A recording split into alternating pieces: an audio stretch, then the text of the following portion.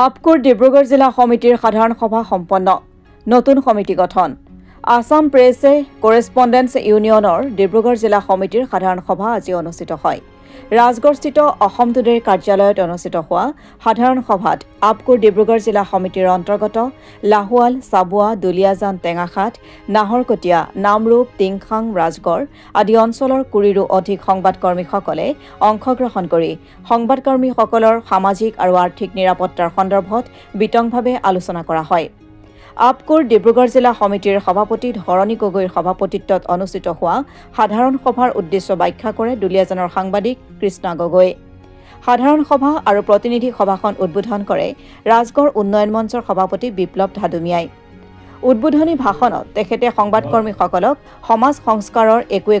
যোদ্ধা আখ্যা দি সংবাদকৰ্মীসকলক সত্যনিষ্ঠ বাতৰি পৰিৱেশন কৰিবলৈ অনুৰোধ জনায় আমি সঁচাকৈ বহুত সন্মান কৰোঁ বা গুৰুত্ব সহকাৰে লওঁ আৰু সংবাদ মাধ্যমৰ বিষয়ে আমি যেতিয়া কিতাপত পঢ়িবলৈ পাইছিলোঁ যে গণতন্ত্ৰৰ চতুৰ্থ স্তম্ভত থকা এটা মাধ্যম তেতিয়াৰ পৰা এটা আবেগ বা যে কি বস্তু জানিবলৈ বহুত হেঁপাহ আছে যিহেতু গণতন্ত্ৰৰ চতুৰ্থ স্তম্ভত এই বস্তুটো প্ৰতিষ্ঠিত আৰু গণতন্ত্ৰ আমি কিমান বিশ্বাস কৰোঁ সেই অনুসাৰে আজিও আমি সাংবাদিকসকল বা সংবাদ মাধ্যমটোৰ ওপৰত সমাজ ব্যৱস্থাই আশা কৰোঁ বহুত কিবা কিবি আমি আশা কৰোঁ গতিকেলৈ মই আপোনালোকৰ যি প্ৰতিনিধি বাছনি সভা বা আজি সভাখন আপোনালোকৰ মই গুৰুত্ব সহকাৰে লৈছোঁ আৰু আপোনালোকক শুভেচ্ছা জনাইছোঁ এই মাধ্যমৰ দ্বাৰাই আপোনালোকে দেশৰ বা সমাজৰ হকে এজন বীৰ পুৰুষ হিচাপে আপোনালোকে থিয় হৈ থাকে আমাৰ যুদ্ধৰ সেনানীসকলৰ পিছতে মই আমাৰ সাংবাদিকসকলক বীৰ পুৰুষ হিচাপে মই বিবেচনা কৰি লৈছোঁ সভাত বহুকেইগৰাকী সংবাদকৰ্মীয়ে আপকোত যোগদান কৰে আপকোৰ কেন্দ্ৰীয় সমিতিৰ মুখ্য উপদেষ্টা মনোজ সিঙে আপকোৰ উদ্দেশ্য লক্ষ্য আৰু সংবাদকৰ্মীসকলৰ দায়িত্ববোধ কৰণীয়ৰ সন্দৰ্ভত আলোকপাত কৰে ট্ৰেড ইউনিয়নৰ অন্তৰ্গত এটা সাংবাদিকৰ সংগঠন আৰু এই সাংবাদিকৰ সংগঠন গঠন হৈছিল 1993 চনৰ 30 এপ্ৰিলৰ দিনা যিসকল নতুনকৈ আহিছে মই থুলমূলকৈ কথাখিনি কৈ দিছোঁ যে 1993 চনৰ 30 এপ্ৰিলৰ দিনাখন এই সংগঠনটো জন্ম লাভ কৰিছিল আৰু জন্ম লাভ কৰাৰ পিছতেই আমাৰ উদ্দেশ্য আৰু লক্ষ্য হৈছে যে আমি যিহেতু সংবাদকৰ্মী হিচাপে আমি শুদ্ধ আমাৰ দুজন ডাঙৰীয়াই কৈছে সত্যনিষ্ঠ আমি বলিষ্ঠভাৱে তাৰমানে সমাজখনক এটা কেনেকৈ পথ দেখুৱাব পাৰোঁ তাৰ কাৰণে আমি সাংবাদিকসকলক আমি মাজে সময়ে আমাৰ কৰ্মশালাও কৰোঁ বিভিন্ন সময়ত কৰ্মশালা কৰা হয় তেওঁলোকক আমি শিকাওঁ যে আমি সাংবাদিকতা কেনেকৈ কৰিম সমাজখনক কেনেকৈ আগবঢ়াই লৈ যাব পাৰিম শুদ্ধ ৰাইজে কেনেকৈ আমাক বিশ্বাসত ল'ব এটা বিশ্বাসযোগ্যতা সাংবাদিকতা আমি কেনেকৈ বাতাবৰণ সৃষ্টি কৰিব পাৰোঁ সেই ওপৰত আমাৰ উদ্দেশ্য আৰু লক্ষ্য থাকে তাৰ উপৰিও আমি যিসকল আমাৰ আসাম প্ৰেছ কৰেছপণ্ডেন্স ইউনিয়ন আপকোৰ সৈতে যিসকল মানে জড়িত থাকে তেওঁলোক পাৰ্ট টাইম সাংবাদিক নহয় তেওঁলোক ফুল ফেজেড সাংবাদিক তেওঁলোকে পুৱাৰ পৰা নিশালৈকে মানে 24/7 যাক কোৱা হয় আমাৰ সংবাদকৰ্মীসকল আমাৰ এই সংগঠনটোত আছে কাৰণ বহুত ঠাইত দেখিব বেলেগ বেলেগ সাংবাদিকৰ সংগঠন আছে বহুতৰ চৰকাৰী চাকৰিয়াল আছে কোনোবা এখন স্কুলৰ শিক্ষক আছে কোনোবাই কলেজত পঢ়ি থকা কলেজৰ প্ৰফেচৰ আছে তেওঁলোকে সাংবাদিকতা কৰে কিন্তু আপোনালোকে এটা কথা সদায় মন কৰিব এজন হাইস্কুলৰ শিক্ষক এজনো সাংবাদিকতা কৰে কিন্তু তেওঁ কোন পৰ্যায়ত সাংবাদিকতা কৰিব হাইস্কুলৰ শিক্ষকজনে জিলা উপায়ুক্তগৰাকী যেতিয়া কিবা অনিয়ম কৰে হাইস্কুলৰ শিক্ষকজনে সেই জিলা উপায়ুক্তগৰাকীৰ এগেইনষ্টত বাতৰি লিখিব পাৰিবনে যেতিয়া কোনোবা মন্ত্ৰী বিধায়কে কিবা অনিয়ম কৰে সেই যিসকল মানে চৰকাৰী চাকৰি কৰি আছে সেই মন্ত্ৰী বিধায়কৰ এগেইনষ্টত তেওঁলোকৰ কলম বা কেমেৰা চলিবনে গতিকে সেইটো আচলতে শুদ্ধ সাংবাদিকতা নহয় গতিকে আমাৰ আসাম প্ৰেছ কৰেছপণ্ডেন্স ইউনিয়ন আপকোৰ ট্ৰেড ইউনিয়ন অন্তৰ্গত আমাৰ এটাই কথা যে আমাৰ যিসকল সদস্য আছে তেওঁলোকে সত্যৰ ওপৰত প্ৰতিষ্ঠিত সকলো বাতৰি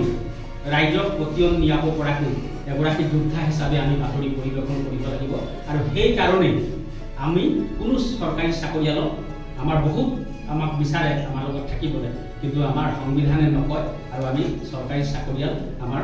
যিটো ট্ৰেড ইউনিয়ন আছে চৰকাৰী চাকৰিয়ালৰ আমাৰ ইয়াত স্থান নাই গতিকে আমাৰ ফুল ফ্লেজেড যিসকল সংবাদকৰ্মী আছে সেই সংবাদকৰ্মীসকলহে আমাৰ লগত আছে সক্ৰিয়ভাৱে উক্ত সভাতেই আপকুৰ ডিব্ৰুগড় জিলা সমিতিৰ বৰ্তমানৰ সমিতিখন ভংগ কৰি নতুন সমিতি গঠন কৰা হয়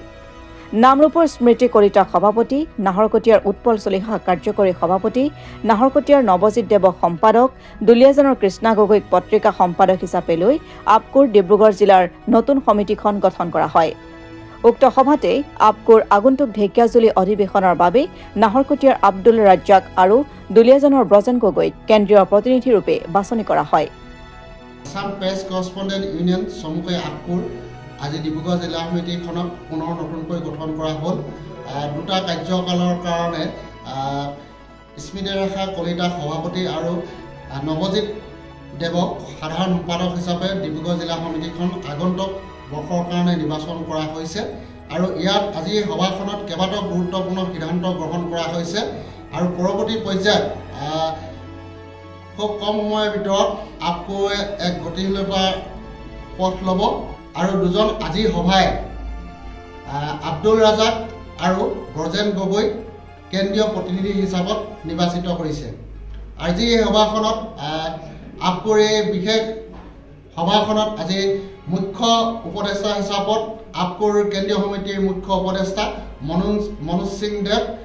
উপস্থিত থকাৰ লগতে আজি এই প্ৰতিনিধি সভাখনত পৰ্যবেক্ষক হিচাপত আব্দুল ৰাজাক ব্ৰজেন গগৈ আৰু আপকুৰ মুখ্য উপদেষ্টা মনোজ সিঙে দেৱে পৰ্যবেক্ষক হিচাপত আছিল এই সভাখন উদ্বোধন কৰে ৰাজগড় উন্নয়ন মঞ্চৰ সভাপতি বিপ্লৱ ধাদুমিয়াই আসাম প্ৰেছ কৰেছপণ্ডেণ্ট ইউনিয়ন চমুকৈ আপকুৰ ডিব্ৰুগড় জিলা সমিতিৰ আজি বিশেষ সাধাৰণ সভাৰ প্ৰতিনিধি সভাখন হৈ গ'ল আৰু আগন্তুক কাৰ্যকালৰ বাবে আমি পুনৰবাৰ স্মৃতি ৰেখা কলিতা সভাপতি আৰু সম্পাদক হিচাপে আমি নৱজিৎ দেৱক আমি নিৰ্বাচন কৰিছোঁ কেন্দ্ৰীয় প্ৰতিনিধি হিচাপে আমাৰ ব্ৰজেন গগৈ আৰু মই এই সভাজনক আমাক আজিৰ প্ৰতিনিধি সভাই নিৰ্বাচিত কৰিছে আৰু এই সভাখন